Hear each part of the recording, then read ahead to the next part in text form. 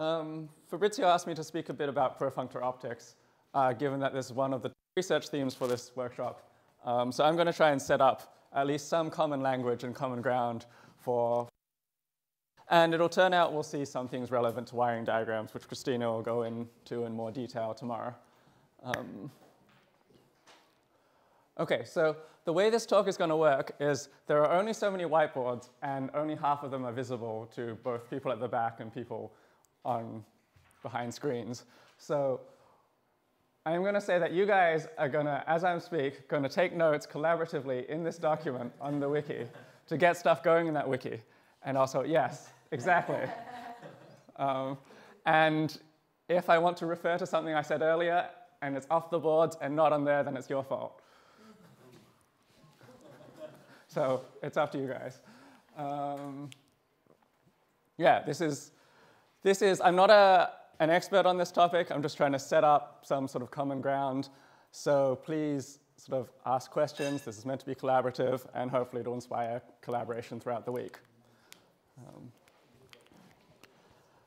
Okay, so on that note, let's get started. So I mean, just to give credit now, the material I'm going to talk about is mostly taken from these 3 papers down here, primarily the first one. So you can look there. Oh, okay. Okay. So let's start by talking about we're talking about profunctor optics. Let's start by talking about optics and just give some examples, which are hopefully familiar to many of you, certainly very familiar to some of you who have discovered these structures yourself in your own research. Example.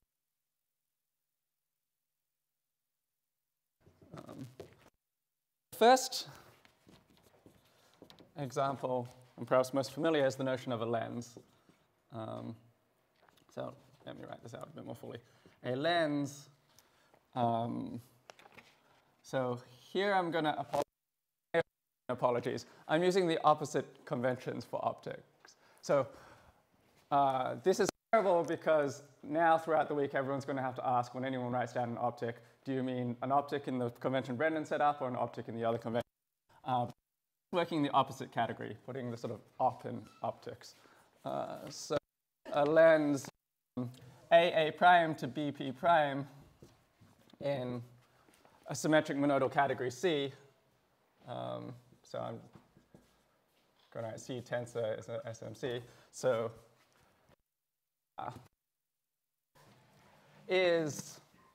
so here A and A prime and B prime are objects in this symmetric monodal category C. And then a lens of that sort is where we take B to A, and we call that get or G, another map B times A to B prime or P. Times, you mean tensor? I mean tensor, yeah. Okay. Thanks, Christina. So how do we think of this? Well, an example is, so we think of this as B is some sort of system that we might access, say, so this one place this shows up is in databases or bidirectional transformations. And so B is some large database, like some big address book in the cloud or something like that. And A prime are sort of some local things that you're working with on, say, your laptop or your phone. And the idea is database from the cloud down to your phone. And you can also, if you have some pulled database state, sorry, if you have some global database state B and you sort of have a modified database local state A prime, you get an updated state for the global thing. So that's what these two functions do. So let me write that out a bit. So for example, we might have sort of A and A prime be the phone states, and B prime be cloud or something like that. And the idea is that you can get a state from the cloud to your phone. You can put, given a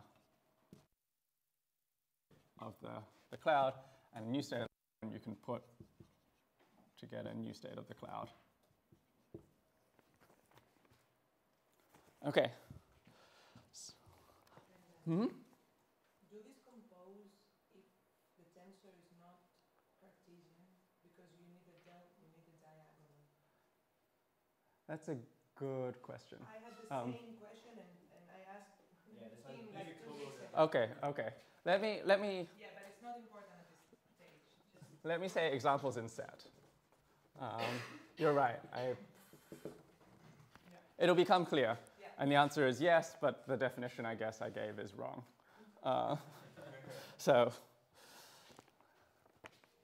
another, another important example of a constant of a lens in set is the constant complement lens.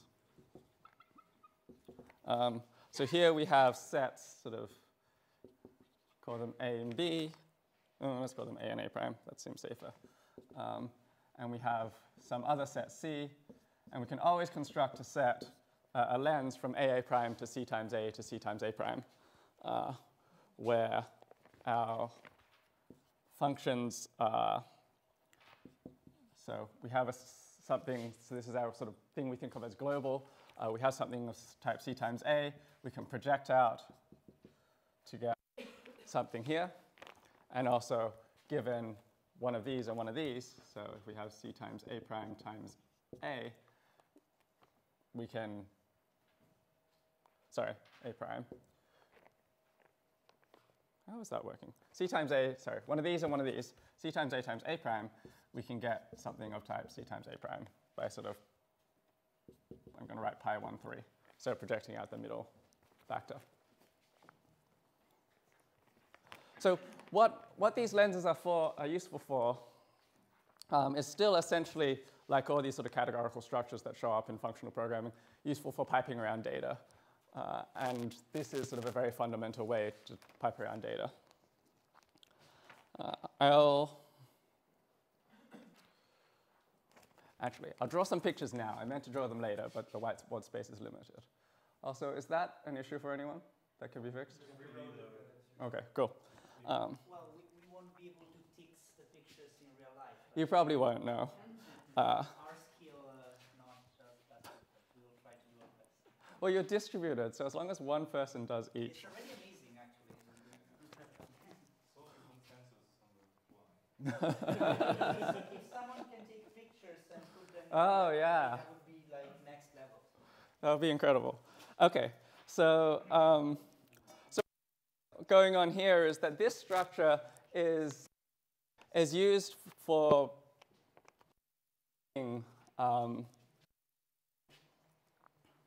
well, let me draw this picture. And I'll draw it in blue, because just stand out more. So I think the right way to visualize what's going on here is we have some way to turn some relationship, some method of relating A's and A primes. And what a lens does is it turns it method for relating B's and B primes. And how it does this is, as sort of Christina and David noticed, we're sort of exploiting a Cartesian structure here. But what we can do is we have this function g, which we sort of get out an A from the B.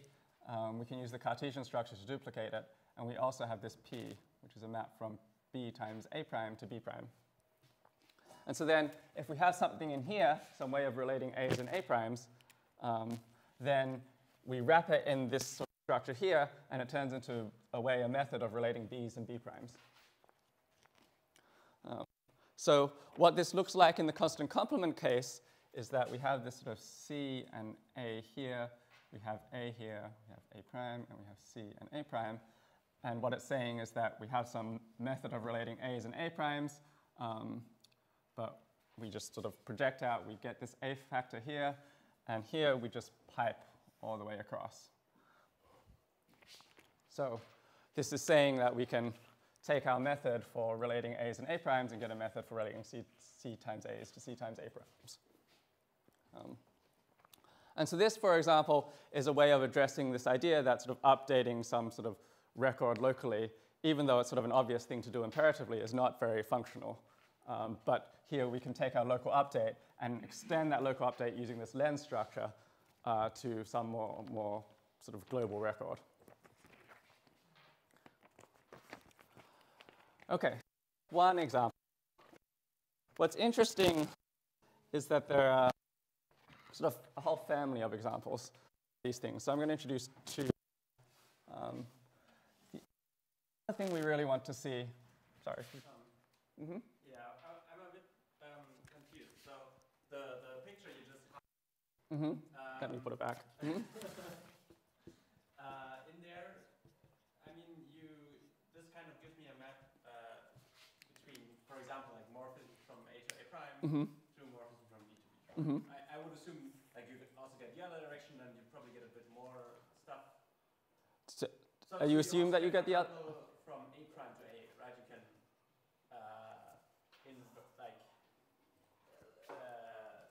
swap. Oh, no, well, there's a certain directedness here enforced by, well, the directedness of G and P and the fact that we're using the Cartesian structure. So the thing that confuses me a bit is that in the structure of the lens, you have these two maps, right?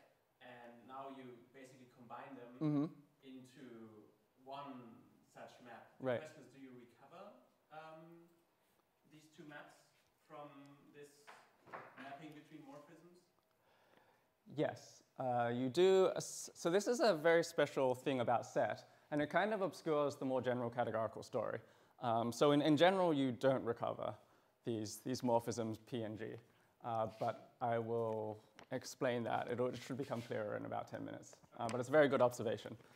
But I argue that really you should be considering them as a joint thing, even though in this special case you can recover the two pieces. Okay. So, actually, I can leave that.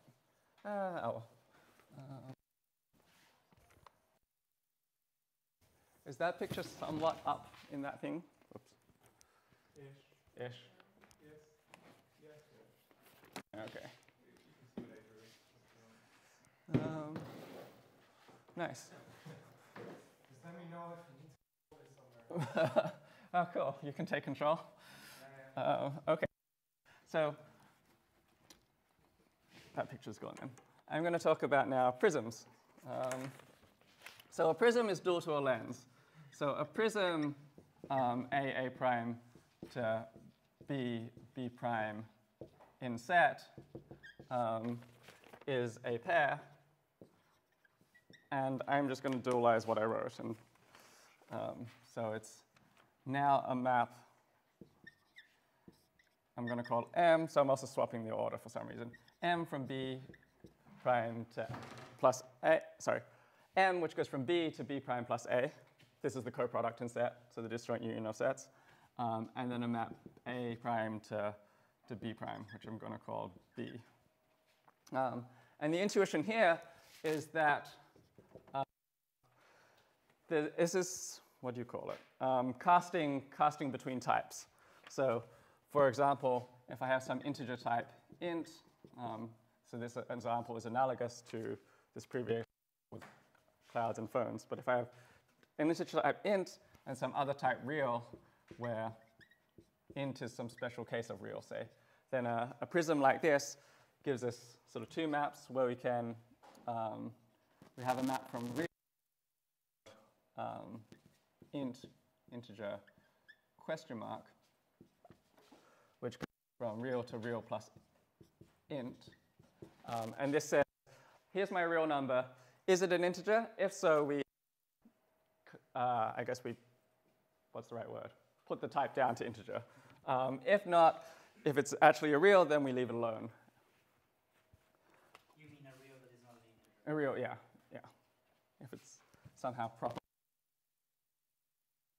to cast back up. So I'm going to call this real. So we can take an integer as a real.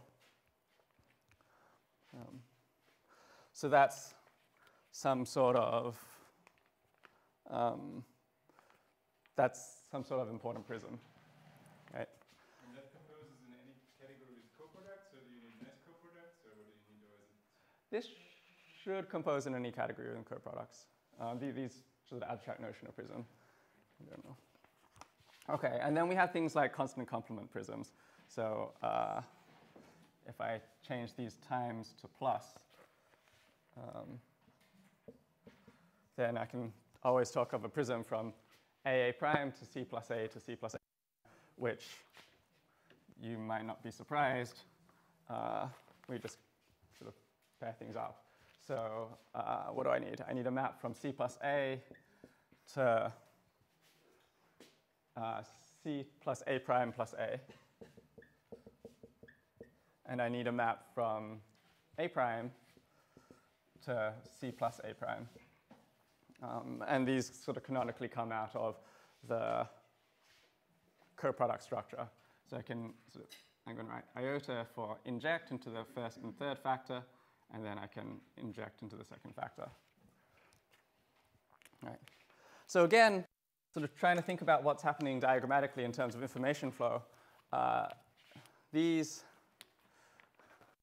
What's going on here is that we've got this way, again, of turning, if we have a method of relating A's and A primes, we can turn it into a method of relating B's and B primes by first this sort of matching thing, sorry, this map M unpacks the type B into a B and prime and an A, and then we have this map B, which turns B primes, A primes into B primes, and the coproduct, because of the coproduct structure, we have this codiagonal that allows us to sort of take the coproduct of two maps. So again, we see this structure. It's a way of starting, we think of as prism, still dual to the notion of a lens, but still as a way of talking about transforming methods for relating A's and A primes into methods for relating B's and B primes. And I guess this picture over here is exactly the same in the constant complement case.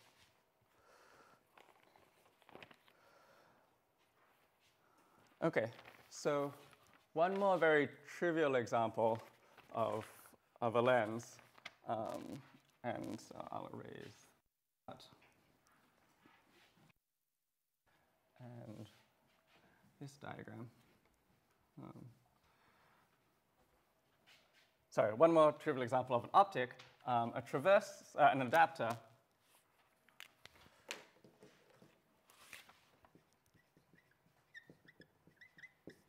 is just a pair of maps, one which goes from B to A. I'm just going to call them F and G. B to A, and another that goes from A prime to B prime. And so in some sort of diagrammatic form, this is just have A and A prime and B prime, and we have this map F and this map G. So again, this fits into the general picture of having, if we have a way to relate A's and A primes, we can turn it into a method for relating B's and B primes. This somehow seems really trivial, but it falls under the name sort of ISO in a lot of lens libraries, it seems. They seem really important. Again, it's nice to have sort of trivial notions of plumbing.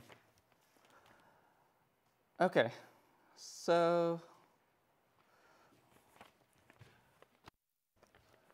someone asked about, so I want to make a quick remark about this. So a word that goes along with optics is modular data accessors.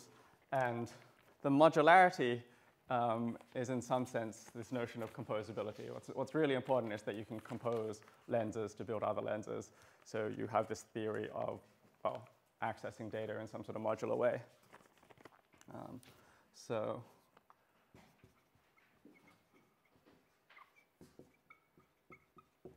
composing lenses. it's sort of not too hard to think about how to do this. And the reason is that the types basically do the work for you. So let's pretend I have some lens, I'm going to call it GP, from A prime to B prime, and another lens, G prime, P prime, from B prime to C prime. And I want to construct this composite lens, blah and blah. What should the composite lens be? Well, there are the easiest thing to do is just say, well, what do I want? I want to map from A to C. That's my, yeah, how do I get that? Well, I have a map already from A to B and a map from B to C. So I can compose them, right? I have this sort of G, which goes from A to B, and I have this G prime, which goes from B to C. So I can compose them, and that's my composite get. So I'm going to write composition in left to right order, in diagrammatic order, separated by a semicolon. Now, what else do I need? I need now a get which goes from, let's see, C times A prime to C prime. So C A prime to C prime. And I can sort of build this up with what I have already. Let me give myself a tiny bit more space. Because I know that there's this P prime coming from this lens that takes a C and a B prime and produces a C prime. So C, B prime. And then how do I produce a B prime? Well, I can get a B prime from this map P here. So this map P takes in also a C and an A prime and produces a B prime. Something is wrong here. It doesn't take a C, it takes a B. Sorry, it takes a B and an A prime and produces a B prime. So this is good. I have an A prime to feed into things because I gave myself one to start with. And I need to produce now, and I can sort of plug this C into here. I still need to produce a B. How do I produce a B from an A prime and then B? Well, a G prime here. I can also sort of split this out and grab this G prime, and I get a B. Right. So by doing that, maybe that was slightly more convoluted than I had intended, but by just following types, I can produce something of the right type, and in fact, that is the sort of correct notion of composition of lens. So if we were going to write this out in some sort of, I'm just going to not bother translating that into some algebraic syntax and just say that's the second map there.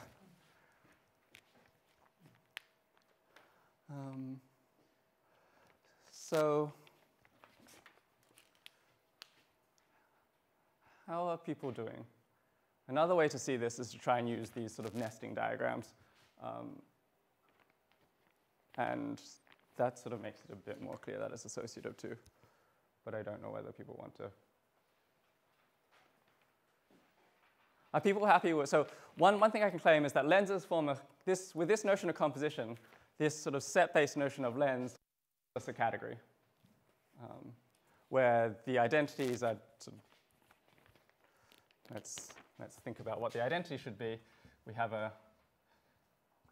want to turn a method for relating A's and A primes into a method for relating A's and A primes. Well, we could just pipe things straight across on both sides. And to check associativity. In fact, sort of this sort of construction here, let me just draw it then. So here's the way I sort of claim that you should think about these structures. If we have a method for turning A's, A primes into B's and B primes, but then I've got another method to turn that into a way to relate C's to C primes. And so this is picture of this sort of composite lens. You don't use the first get in the composition? So we're exploiting here this fact that in any method, in any category with finite products, then every morphism is a homomorphism for the diagonal map. So what you can do is you can sort of slide this G prime through this comonoid map. I mean in the other picture on the left. This picture? Yeah. G prime.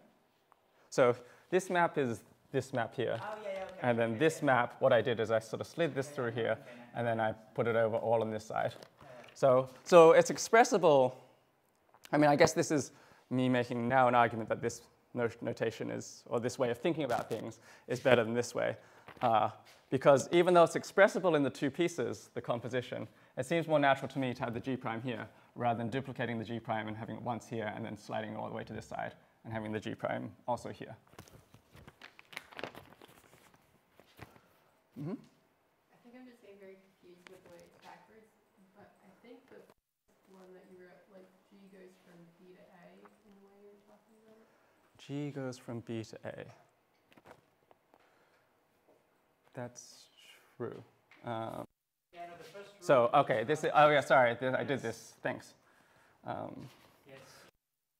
It should be a map from C to A, and so I should take G prime and then G. Yes, go collective hive mind.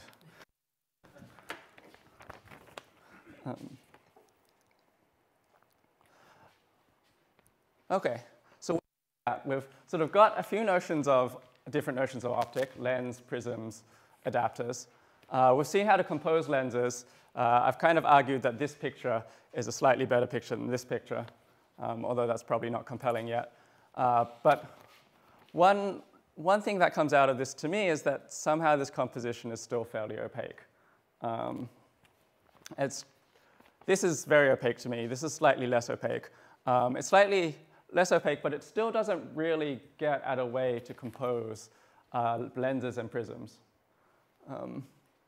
And if you're trying to build some sort of large way of sort of shuffling around your data, which uses both of those things, then it might be nice to have a way to compose them. The other thing to sort of note is that this sort of lens structure and the prism structure have shown up a lot in, I mean, this is why we're sort of discussing this today. And as Fabrizio mentioned last night, this sort of theme of sort of a map in each direction between sort of maybe these paired data types seems to have shown up over and over again from sort of work as old as sort of Valerio de Paiva's dialectica interpretation. Well, I guess Gödel's dialectic interpretation, but her categorification of it. And to more recently, not only this sort of bidirectional database, lens, optic stuff, but also Jules's open game stuff in this sort of machine learning stuff that David and I have been doing. So to me, it doesn't really clarify what are the common themes behind all of this. And the slogan I want to give you, though, is this idea that I kind of preempted to get the diagrams up, but that optics are these ways of sort of wrapping methods for relating data to create new methods. So optics are these wrappers, but sort of described in two parts.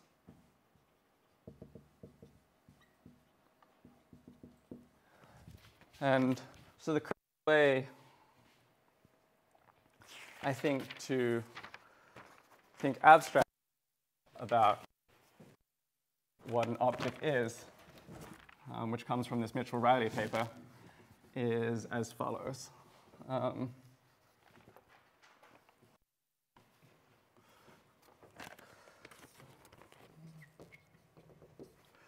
So let C times be a symmetric monoidal category, then we can define a set. Oh, well, we can define an optic. This one's not good? Damn it. Okay. Hopefully this is good.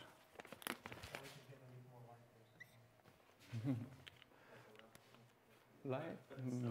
Okay, yeah. So if we have a symmetric monoidal category C, an optic sort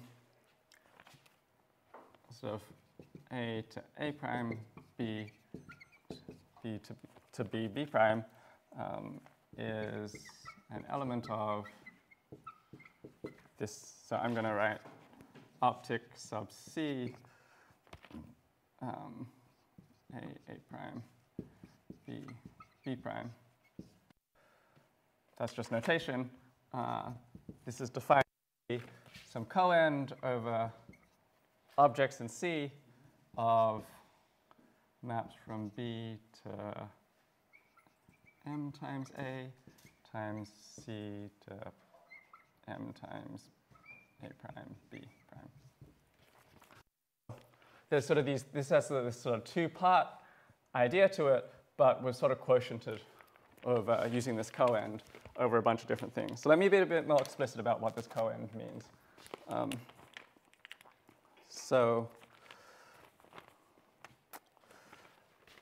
let's say, so in other words, an optic is an equivalence class of pairs where the first element of the pair, which I'm going to call L, lies in this set, and the second element of the pair lies in that set. So if I draw L and an R, they look like this. B goes to A and B, and sorry, M, and then M, A prime, B prime, right?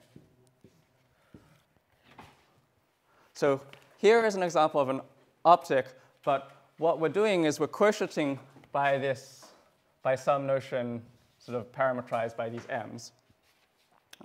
So when should we consider two optics the same? Well, we consider two optics the same if there's a map, well, if sort of this form. We have an F that looks like this.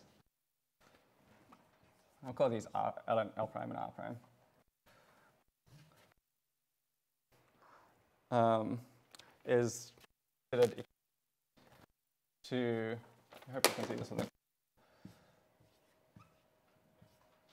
L prime.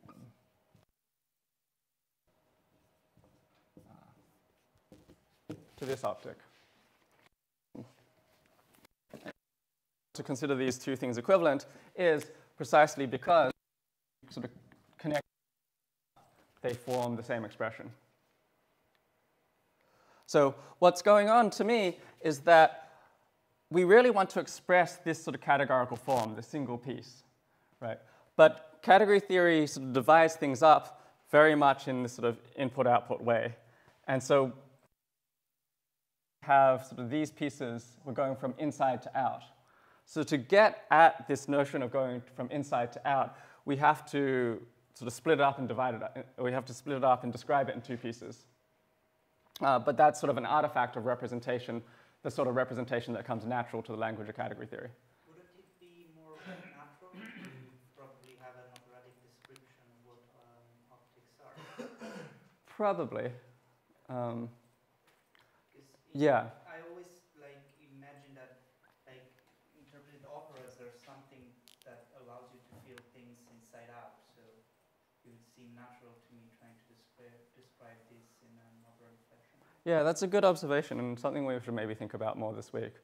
I mean, one reason to not do it in an operatic way is that the theory I'm talking about right now arises basically through Ed Komet's work trying to develop these things in Haskell, and Haskell is sort of inherently privileges the syntax of the Cartesian closed category. And so because you have to work with that to find some way of expressing this structure. So one question you might have then is the question raised earlier, where if we really should consider this as one piece, then why do we describe it in terms of two pieces in sort of more in sort of the standard definition of lens or something like that? And it turns out that when this monoidal Cartesian monoidal category, so this is a product in C, then we can sort of get rid of this equivalence class. So let me write down some derivation for people that like using products and type of things or something like that, co-end arguments.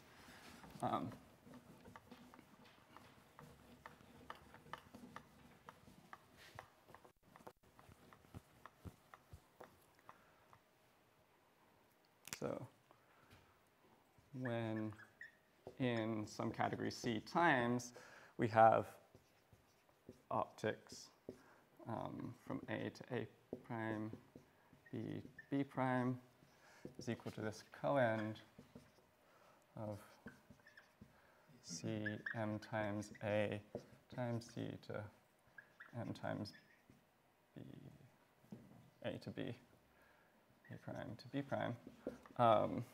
Now this thing is equal to a map into the product is just a map into each factor. So times C. So we can split that term into these two terms.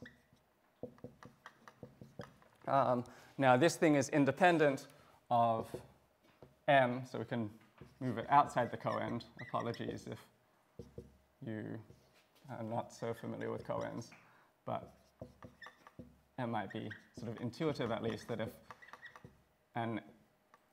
some variable is not being used, like for integration, you can pull the constant outside. And then the Untitled lemma says that maps of this sort, if you have some argument here, then you can just sort of plug this argument into here. And so it's a map from B to A and a map from M times A prime to B prime. So this is exactly the sort of the definition of lens that I had on the board earlier. A lens from A prime to B prime is a map from B to A, which we call G, and a map from M times A prime to B prime, which we call P. Can you explain why you reversed the convention? I mean, I'm assuming it was around here that you chose to reverse the convention. I don't have a good argument for this. Otherwise, I would be more assertive about it instead of apologetic. But for me, the right way to think about it is we're taking a method from A's to A primes and getting a method from B's to B primes. So it goes from the A's to the B's. You will also see this when I write that sort of the theorem that culminates at the end. I'll point something out, and that also motivates this switch of convention. Can you explain again how you get rid of the end there? This is the Untitled lemma. Ah, okay. Maybe some people call it like the ninja Untitled lemma. So first of all, I think the M in the last line should be... Oh, sorry. Yes. But that's not my question. Mm-hmm. So you define optics as this coend, but now suddenly they become lenses. So this is when in C times. So here's a nice thing to point out. Lenses equals optics in C times. Prisms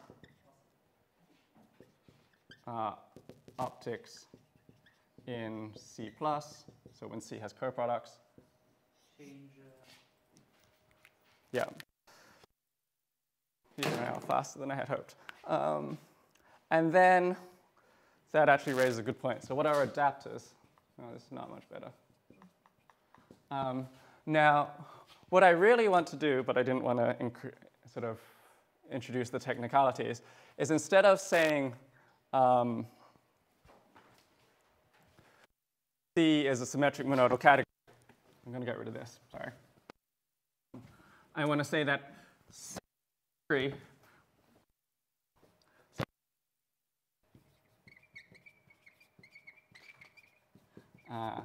we take C to be a category, and M, actually, let me do this the other way around. We take M tensor to be a symmetric monodal category, and C to be a with M acting on C. And so I don't want to tell you what it means for a symmetric monodal category to act on a category. But the point is that in this case, you can optic sort of C, I don't know, let's say M acting on C, AA prime to B, B prime,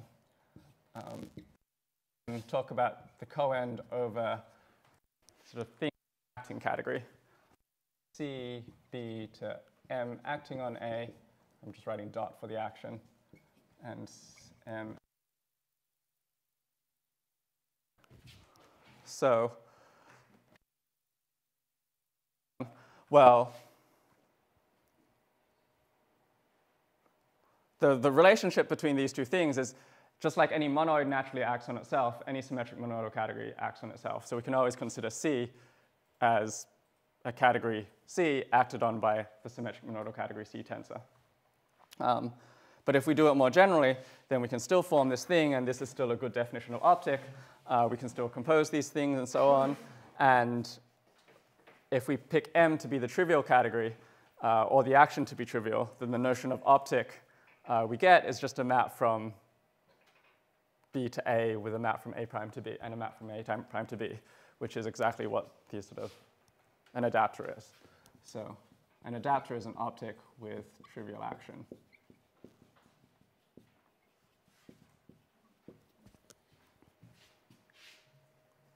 How do you compose optics in that framework? How do you compose optics in this? Yeah, with and thing. Yeah. So one thing you can do is talk about coends. A thing that From the Quant laws. That's just yeah, the same thing as Drawfunctor composition, I would assume? basically, yeah. But to get some intuition for what is going on, you can draw these sort of nested pictures. And the point is that, well, I mean, you kind of have to what you mean by sort of the parallelism. Intuition I get, but maybe later it may sense to fill the details after the talk. Mm-hmm. Yeah, okay, let's do that. Understand pictures. How am I doing on time, and how are people doing on energy? Okay. I mean, after this, we have a plenary brainstorming session. Mm-hmm. Let's get to the bottom of this. Okay. So now we're at the point in the talk where we've got some unifying definition of optic. But what I really want to do now is try and get at this idea that I've sort of been repeating this catchphrase, an optic from AA prime to BB prime is a way of taking a method to relate A's and A primes and turning it into a method to relate B's and B primes. So that statement is the guiding intuition, but what is instructive is to actually formalize that intuition and make it precise. And this will give, what we'll see is an alternate definition of optic, which is heavily exploited in this sort of work on profunctor optics. It's the word. So this, we're now putting the word sort of profunctor in profunctor optics. So let me get rid of this derivation.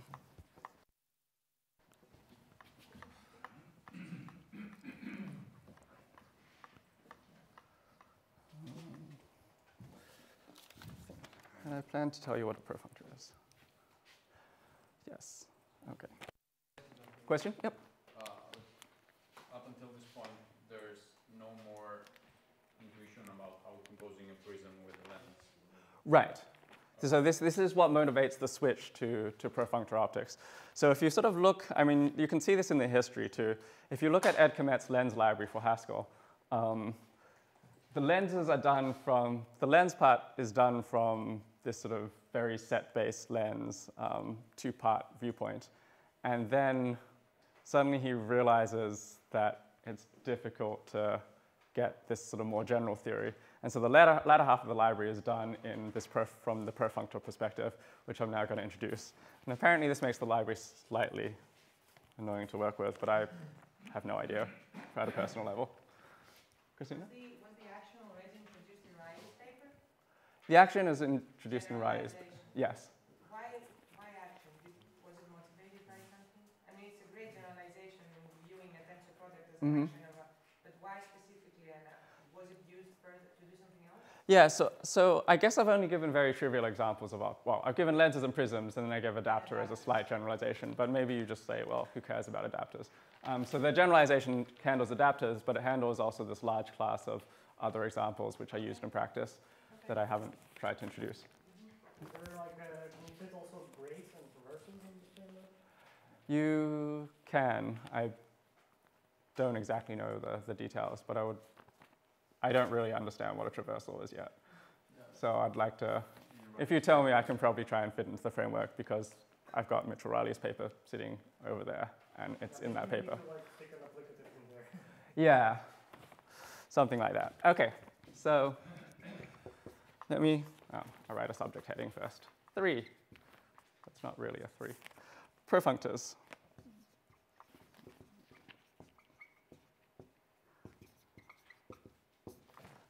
So definition, a perfunctor from C to D is simply a functor from C up times D to set.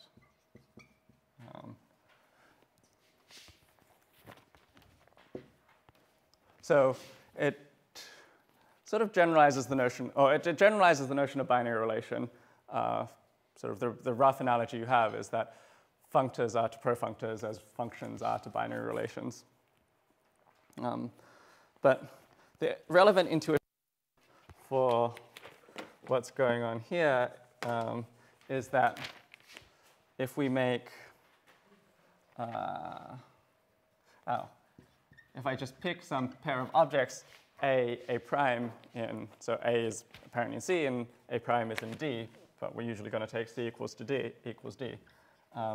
Then this maps to what we think of as the set, well, I put in set brackets. So again, this idea of methods of relating A's to A primes.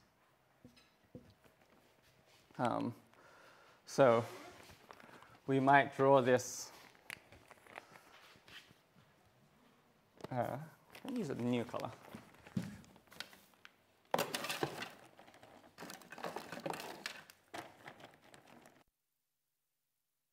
That says permanent. Bad idea. This also says permanent. Okay. There's this thing with, no, I think those are permanent ones. These say whiteboard. Yeah, if you take this package, it has new ones as well. Okay, I'll take these ones. Yeah, these should also work. Okay. These are all fresh.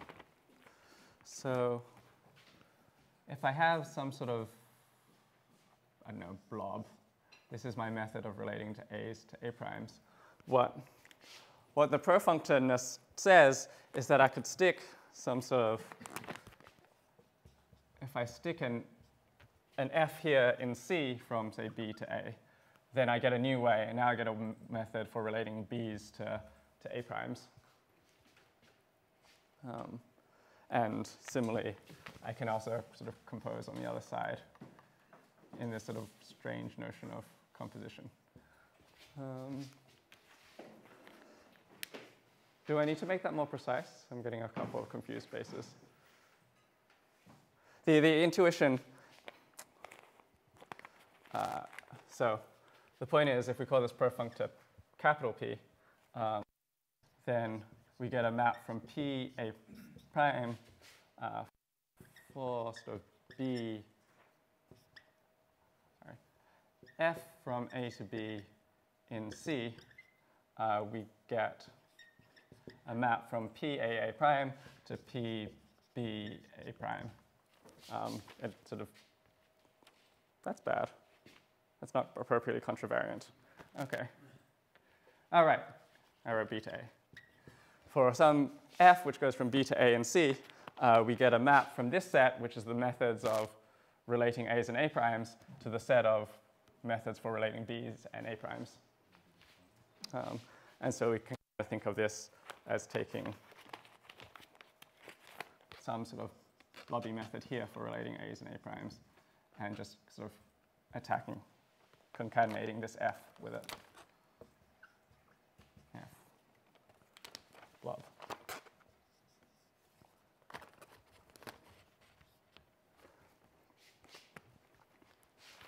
But overall, the reason I'm sort of hammering this point is that I'm saying that we should, in this case, consider profunctors as describing some sort of uniform method of talking about relationships between these types. So let me give you two examples of profunctors.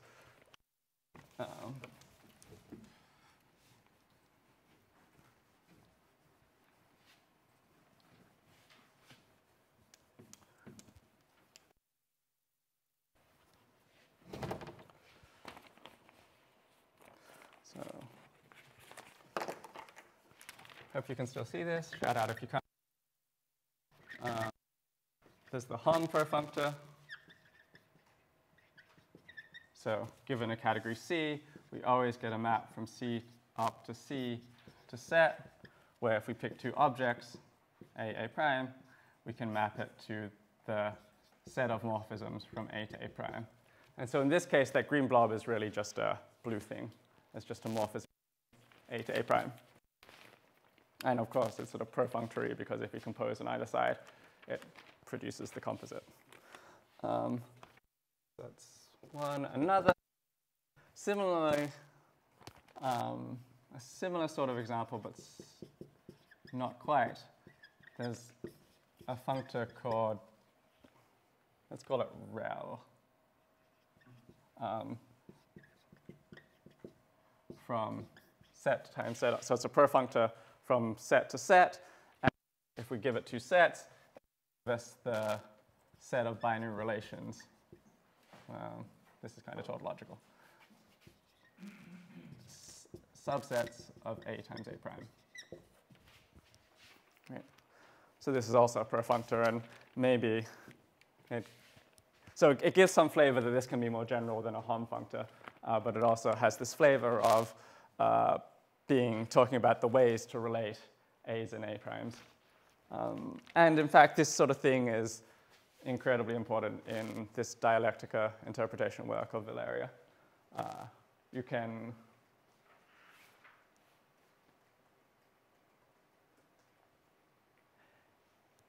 roughly speaking, you sort of take the growth and deconstruction of some functor in the category of lenses of this. That looks a bit like this. That describes relations. But I won't get into that now. We can talk about it through the week. OK, so now I've told you what one method of relating, or what it means to sort of describe uniformly a method for relating A's with A primes. I want to tell you what this notion of optic means with respect to this formalization. So there are some things you can note. Firstly, there's this category. This is also a definition, but it's kind of notation. We're going to write the profunctors sub C for the category with objects, profunctors C to C, so that is functors C times C op to set, C op times C to set. And then the morphisms are just the appropriate notion of morphism, natural transformations. So here's one of my objects P. Here's P and Q. Then a morphism in the category of profunctors is just a natural transformation between them. OK. But now we start playing unitary type tricks, given sort of A prime as an object in C op times C. We can sort of privilege the point of view of this object, and this defines a functor on that object. So per functors. Sorry, is that what I want to call it? Let me think. I'm going to call this functor blank A prime. So what does this functor do? Well, if you give me a per functor P, I need to give you a set. I give you the set P A prime. And I won't go into morphisms. It's the obvious thing, but what this thing is doing is it's saying, here is the objects in this category are sort of methods generically for all types of relating sort of one type to another. And now I pick two types and it tells me specifically the set of ways for those two types that you can relate those two types. Okay. So now, what is an optic? An optic is a generic way of turning methods of relating A's and A primes into a method for relating B's and B primes. So it look like this formula. The idea is an optic going from A prime to B prime is a natural transformation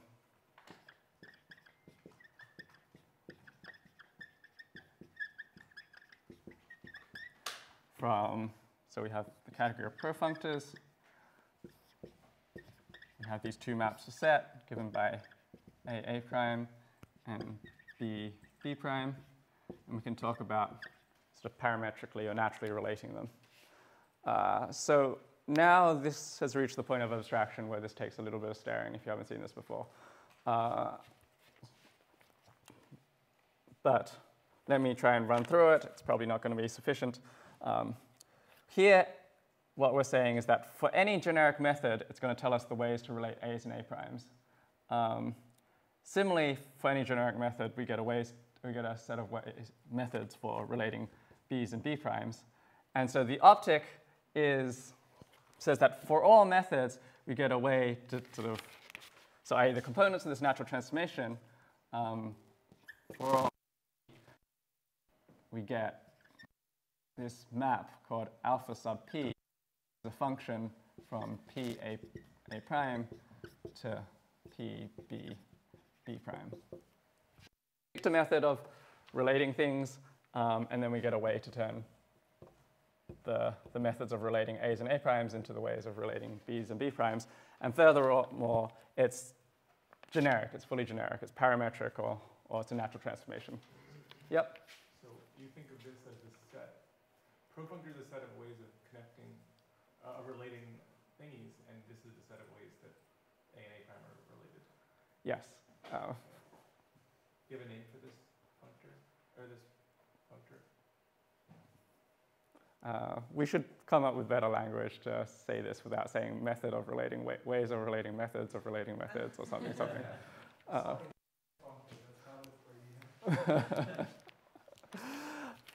Okay, but why is this picture nice?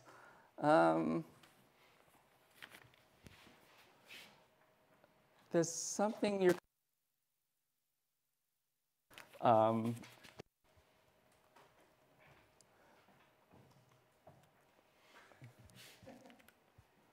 okay, I didn't write this down. I was thinking last night, and there was a remark about adapters you can make here, but I don't know what it is right now. So I'll make it at the end. Okay. The reason adapters are sufficient, or this picture is already sufficient to talk about adapters, is this notion of per functor, which is now gone from, I guess, up there, is it doesn't know anything about the monodal structure yet. And this is annoying. I won't actually make this remark. So I'm going to say from A prime to B prime equal to, so what am I saying here? Optic. So this is the set of profunctors, a set of functors from prof to set. And we can talk about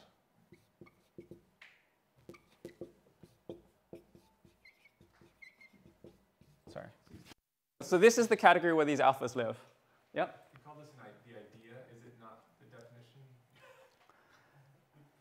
No, yeah, it's really an idea. I'll give you the definition in a second. How am I to read this? So to read this over here, this is just notation, but okay, no, that's bad. An adapter, what I mean by adapter is just a morphism in this ambient category C from A to B, and B to A, and a morphism from A prime to B prime. So it's the thing we saw earlier. No, the question is on the left you have this bracket. I assume you mean the functor category. Ah, yes. But then what? Mm-hmm. How do we apply this? Have I got this right? So. Yeah, but that thing, the So right-hand side. this. Wait. This is just a natural transform. This is just an optics. Yeah. This thing. So how you're meant to read this is that alpha. This thing alpha is just an element of this. It's an element. Yeah, but if you put the equal sign there, that means that all Okay. optics are adapters. Oh, but that's what I'm saying. Adapters. Okay, an opt. Okay. I think this should work. I'm a bit hesitant to do this because I haven't sat down and proved it. But I'm going to say an adapter is a natural transformation, like that. Okay, now then Okay, and this is sort of redefinition. Yeah. Oh, now I understand, because since you are not considering yet Tambara modules, then basically you can only do this kind of stuff. Yes. Okay. So what goes wrong is, if we go back to these diagrams, I have some way to relate A's and A primes. And what I want to do is I want to my optic left, right, wraps it like this. And I want now this to be a method for relating B's to B primes. And so because of the profunctor structure, I can, if this thing here was some method of relating these things to these things, then by precomposition and postcomposition, the profunctorness gives me a method for relating B's to B primes. But what I need to be able to do now is lift a method for relating A's to A primes to a method for relating, let's call this M for now, M times A's to M times A primes. And the profunctor structure doesn't give me that at all. The profunctor structure doesn't know anything about any sort of monoidal action. So we need some notion of profunctor that respects monoidal structure. So now, and when we have that, then I can take a method for relating A's and A primes, turn it into a method for relating M times A's to M times A primes, and then turn that into a method of relating, well, I guess on the first time, B's to M times A's, and then B's to B primes. So last section for Tambara modules.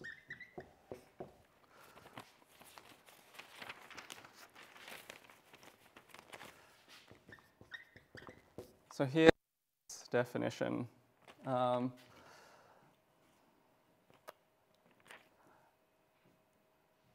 going to give the general definition in terms of monoidal actions, just so I don't write that out again. Well, OK. If this bothers you, just pretend that it's not. Pretend that I've just C equals M. So let M be NF's MC. M acts on C. Right. Then a Tambara module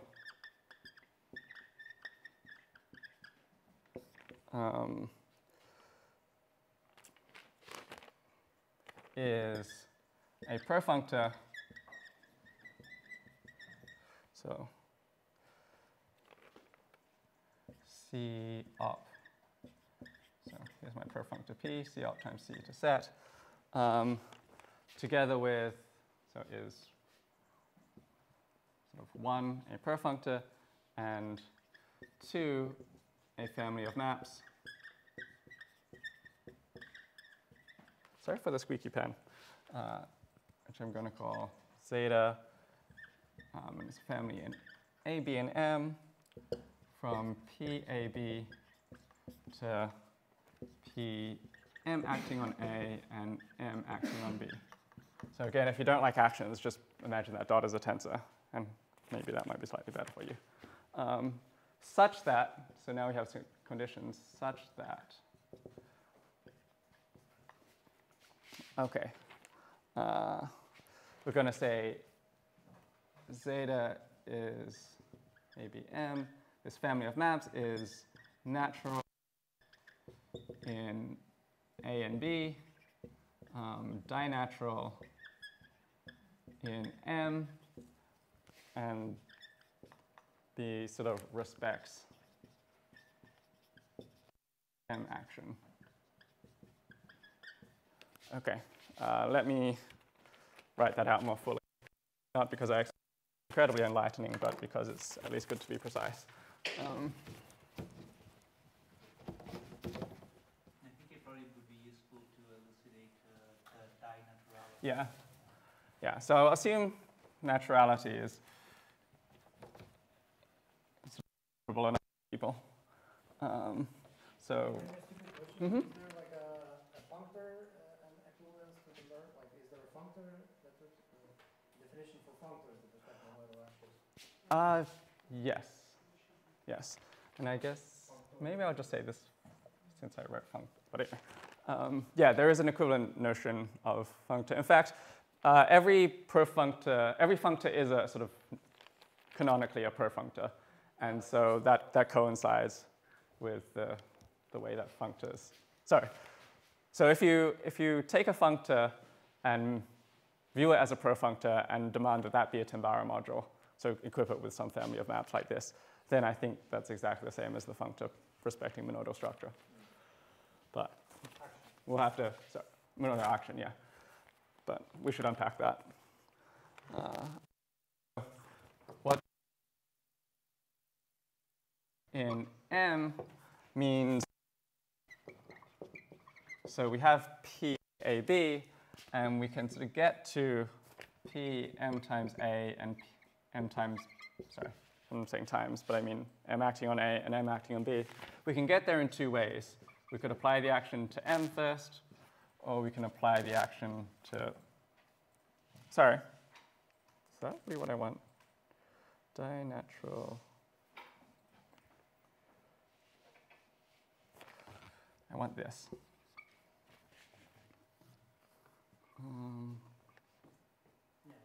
Yeah, okay.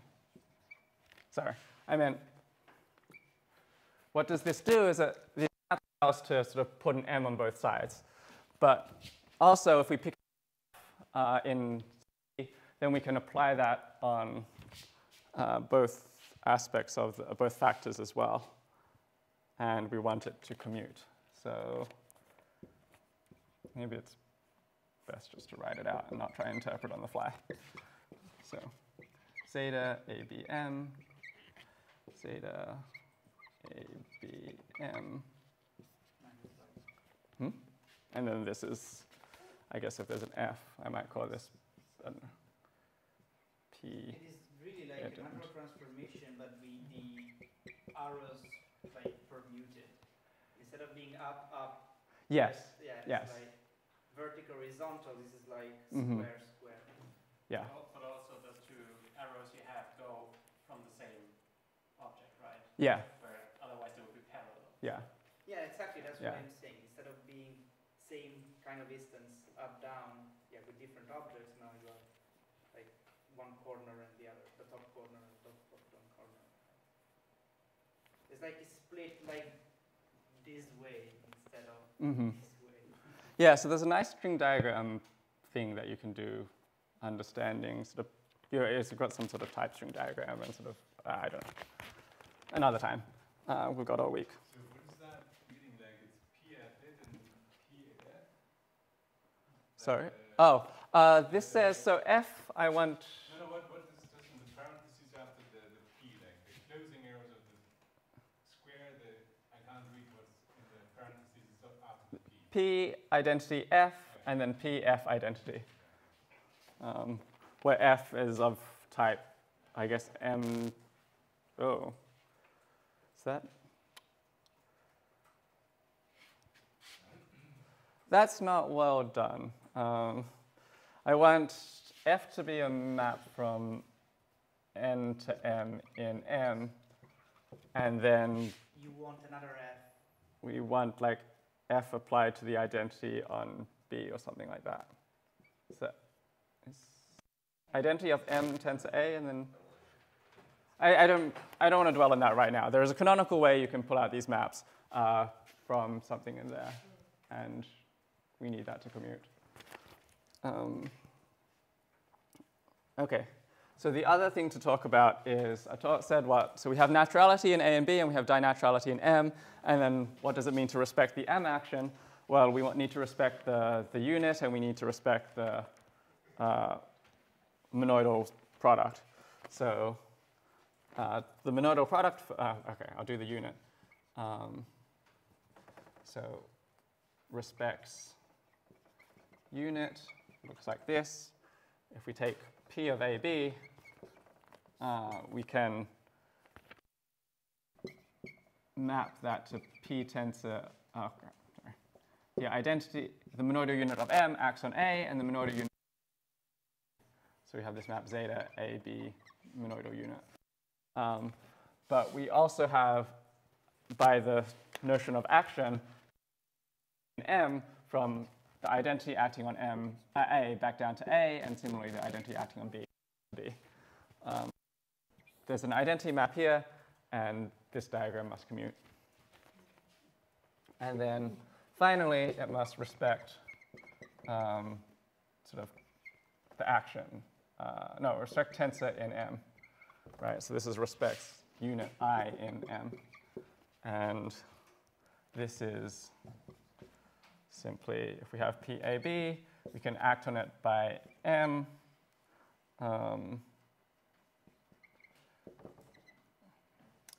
then we can act on the result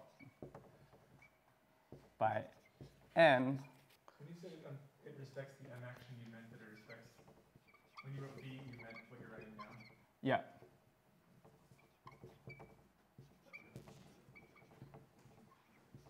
Okay. So I have two objects in M.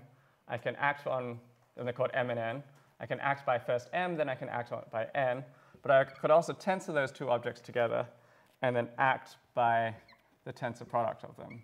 So N tensor M acts on A, and N tensor M acts on B.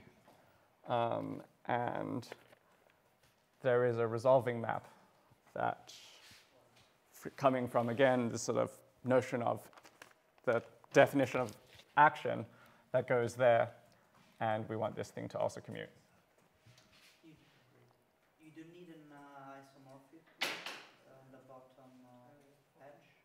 Just like, is it sufficient to have it from one to the other, or you want it to be invertible?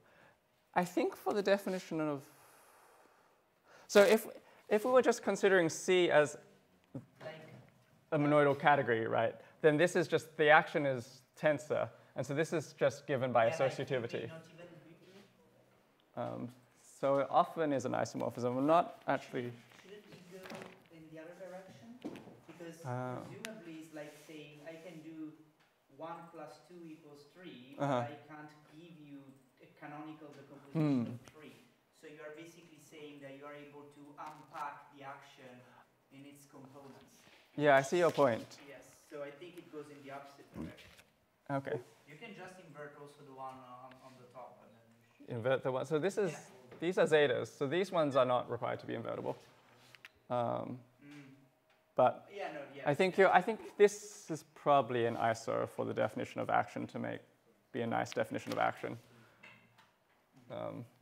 Because you would expect if you... But this seems perfectly reasonable. Now you're basically saying, I have a map that can unify the applications of two zetas. So I don't think there should be an isomorphism. I think there should be, again, just from right to left. And there should be Okay, well, I'll get rid of that then. But I kind of feel it should be an ISO. But anyway, I know time's moving on. So now that we have a definition of a Tambara module, we can actually state the main theorem. The intuition, of course, is exactly the theorem I had before. We have AB, so we have some method of relating A's and B's. I used blue for that. Sorry, A's and A primes. And now we can sort of tensor with M.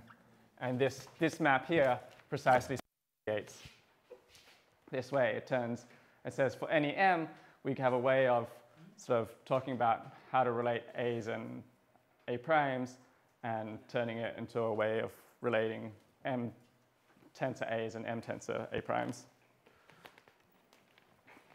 Okay, so then with that notion defined, I guess people are still taking that, so I'm gonna get rid of this board.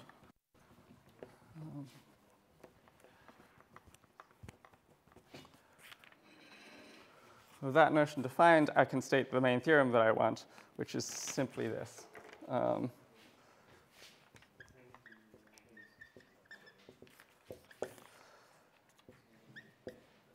Just as before, we can talk about sort of maps.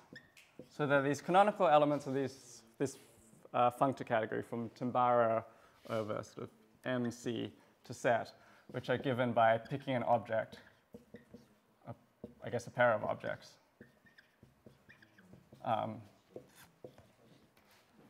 Let me say that again. Given a Tambara module and a pair of objects, just like when this was proof, I can get a set.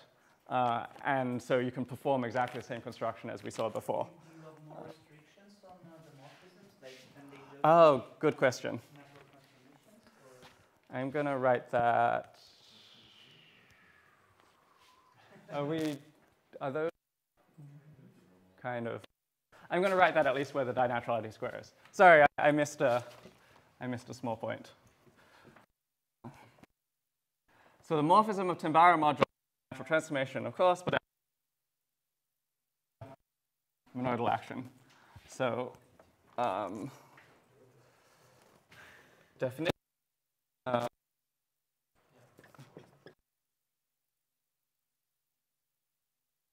Q. So alpha is a morphism of Tambara modules if, well, just sort of the obvious thing. We have the zeta structure, this Tambara structure on the profunctor P. We have the corresponding structure on the, I'll call it zeta prime.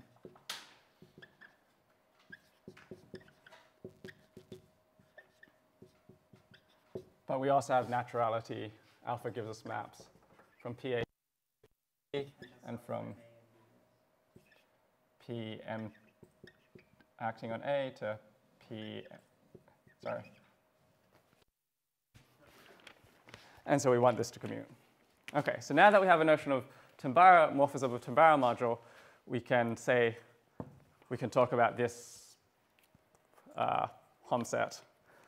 And now that we've done that, the main theorem is if we take the definition of optic given earlier of C acting on M, then these are exactly the optics.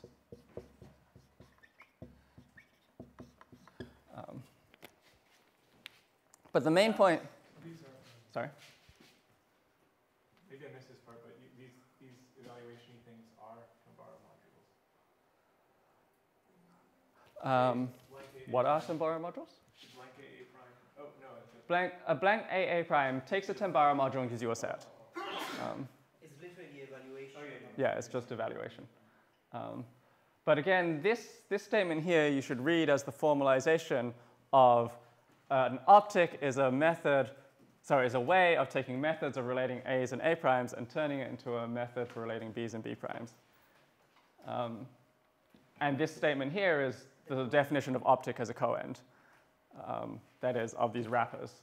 And so these two things coincide. So you managed to get rid of like the split definition that Right. you didn't like before, because that's a unitary kind of consistent object. Yeah.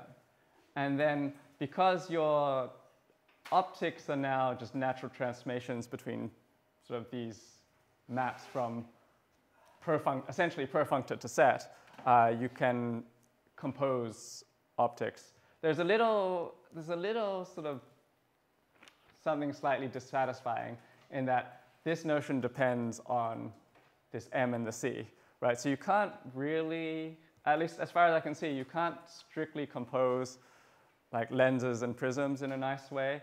But what you do is you sort of forget back down to the category of perfunctors in both ways, and then you can sort of, so they end up just being these mediating maps.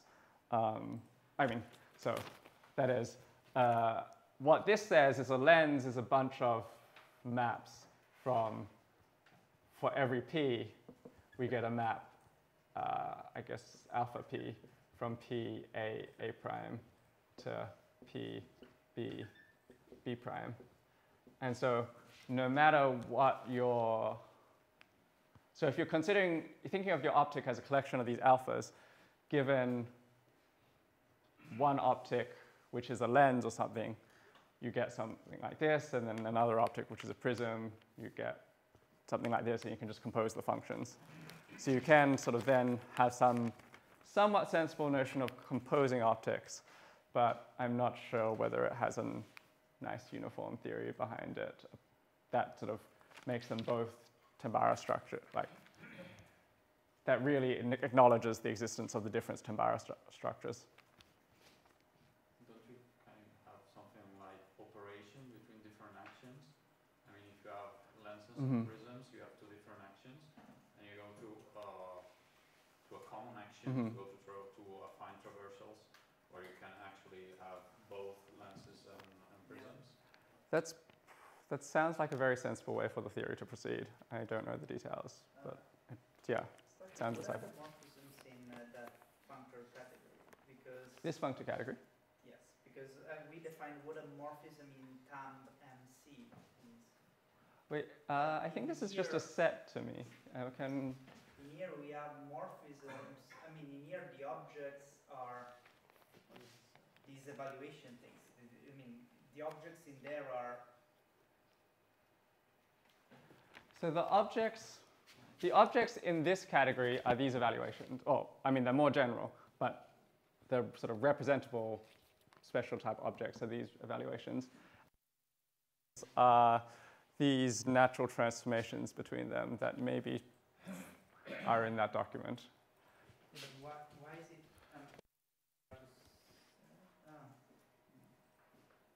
In general. Yeah, but the evaluation thing is just a very specific functor from Tamb MC to set. Well, when you write that down, you are considering all the possible functors from Tamb MC to set. Yeah, but I think he only cares about the special case. And in that case, you can easily write down the morphisms, right? You can't be. Yeah, but if you prove an isomorphism like that, you're not caring about the special case. You're caring about everything. I would assume that everything is covered by the special case. Because those are representable functors, right? And morphisms between representables are just morphisms on the representation. Yeah, I think I'm with you. Sorry, what? I've forgotten your name. Andre. I'm with Andre. I'm not sure how to answer your question, Fab. What I mean is that for now, we just produce a way to map every Tambara module to set by saying pick two things. Right. I will And there are more objects in this category than just these representable objects, than these evaluation functors. It's fully faithful. Yeah, but there's a fully faithful functor object to TAM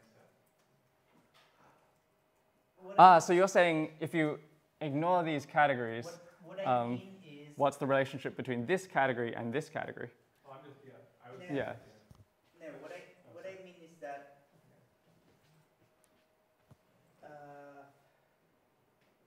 let me see how to put it. I think if you try to understand the morphisms in the Yeah, structure you're right. category, Yeah, it's if kind you of ignore the difficult. objects, I think that's exactly yes. Wait, Brandon, would you agree with the statement, there's a fully faithful function of optics to TAM MC set? Yeah, no. Yeah, that Is that what makes you're sense. saying in this theorem, basically? That sounds right to me. You pick these.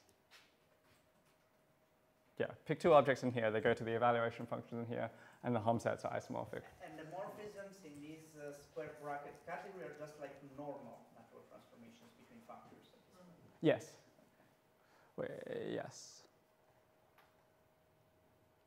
Yeah, because these are just functors. Yeah. So I think I'll end here, but with one remark on the proof, which is you're in a dilemma.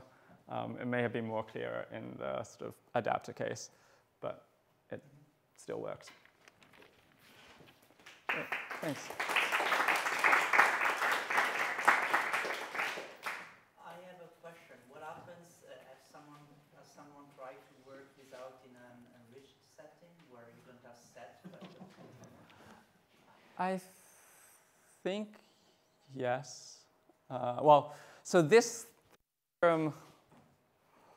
Because everything, my gut feeling is that everything should go through as long as you consistently substitute set with the same thing after. Yeah, so this whole notion of Tambara modules comes from a paper by Ross Street and Craig Pastro, I think. And I think they work in the enriched setting entirely. I'm not sure whether this correspondence comes from that, but at least this theory all exists like in an enriched way, and it should all go through. I know Bartosz Milewski has a blog post on this sort of stuff where he talks about enriched categories. It would also be interesting to understand what does it mean to, like what is an optic in an enriched setting, because the way you set things up is basically you say, okay, for each couple of things, I give you the set of possible things to go from this to the other. But then I suppose that if this thing is enriched, then you can say, and this set of possible ways has more structure. Yeah, that's a really... So these ways of going from one thing to the other are somehow related in some way. Yeah. Themselves. Yeah, so you might want them to form a topological space, but you might also want to have less structure than a set, or you might want to do this sort of in a Levier metric space type setting or something like that. That also seems quite interesting. Well, I think that it might simplify a lot. Less structure, the stupidest, most extreme reduction would be saying instead of having a set, I have literally a bool. Yeah, right. So you can extend a either you relation. Can or you cannot. Yeah. Yes.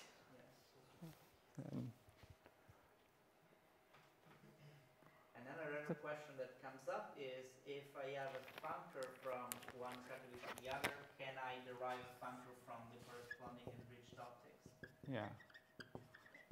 Enriched optics. That sounds like a fun thing to play around with, maybe after lunch. I don't know. I don't know if there's some sort of discussion session going on now, and if there is, maybe we should have sort of do something of this sort, try and propose topics to work on, questions that you have arising from this discussion. We somehow predicted the talk naturally slides into the discussion session. So yeah. Well, I think a break is good. Also lunch is coming up, and also we need to stop the stream at some point. So maybe finish up the questions and I'll stop streaming and then... Okay. Fabio, I think you had your hand up first. So I think I understand the math, but a bit less. So when you say this is a way to transfer methods from A to A to A to B to a message to a connect to B prime.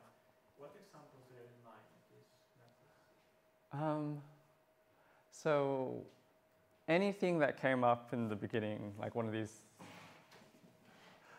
So maybe the easiest thing to just think about is is one of these constant complement lenses, right? So that means that that thing was really just grabbing this piping structure, right?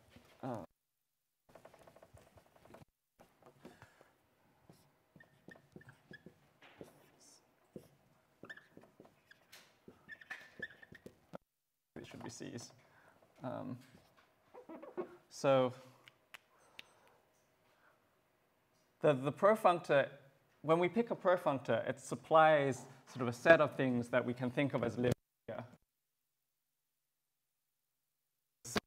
P, A prime. It's like the block is So I guess asking what profunctors we might want to work with respect to? In fact, it's much more like a ground, like what kind of applications these have in computer science. Like more generally, like it seems it's related to data types. Data types. Is that what you have in mind? Yeah, maybe one of the programmers could give a more there's like informed answer to that. In types, like if you there's like this weird funny correspondence. Like if you consider types like relate them to numbers, like 0, 1, plus times. Then basically length is like a divisibility relation, prism is an ordering relation, and grade is a logarithm, and the traversal is a polynomial. Okay, interesting. Polynomial. Yeah. A kaleidoscope is full. What is a kaleidoscope? Yeah, it's like a full. So it takes a set into one. I think it was invented a few weeks ago. Yeah, pretty fresh. Maybe the way I was think about these things is also that if you have an actual implementation of a data type, these usually turn out to be profunctors, right? I mean, most of the data types that you have in practice are actually functors, and then if you do like stuff with functions, sometimes you end up with contravariant functors, for example. So my intuition about this is somehow most of the data types that don't do these, I point at myself, so I'm nothing anymore. Data types, those are profunctors, and so lenses can be applied to them. And so somehow it feels like a very general thing I can throw at data types. It's basically a setting for bidirectional kind of these transforms, right? So like you have a type and you want to like relate it to the other type by saying we can zoom in the part of that and then go back to the full thing again. Yeah. So it's like you can have a record or some kind of UI form that you can zoom into like part of it and change it and go back to the representation. Yeah, I think that's a good question though, Fabio, and I'd really like to discuss that more this week and try and get a stronger appreciation of what the applications, like where they go and why they're robust and why this is the best method. Maybe a long question. How about low-flow lenses? Right. Yeah, because in programming you usually always talk about low-flow lenses. Yeah, there are some laws of consistency. For example, if you use update 2 times, it's just like updating the second time, or if you get and then put you get the identity, or if you put and then get, you get what you put inside. Sounds like a question of theory for lenses. I was planning to propose this as a project for the week. Oh yeah. In my opinion, this has not been solved. How to do this. Interesting. I know there are what I find very interesting categorical formalisms that sort of describe aspects of lawfulness. And what's interesting to me is that they all take very different directions. They have a very different flavor, and I have no idea how they unify. So, but I don't want to get into any particular one of them right now. Again, we should, maybe that's a question. Oh, I don't know, applied. And then lawfulness.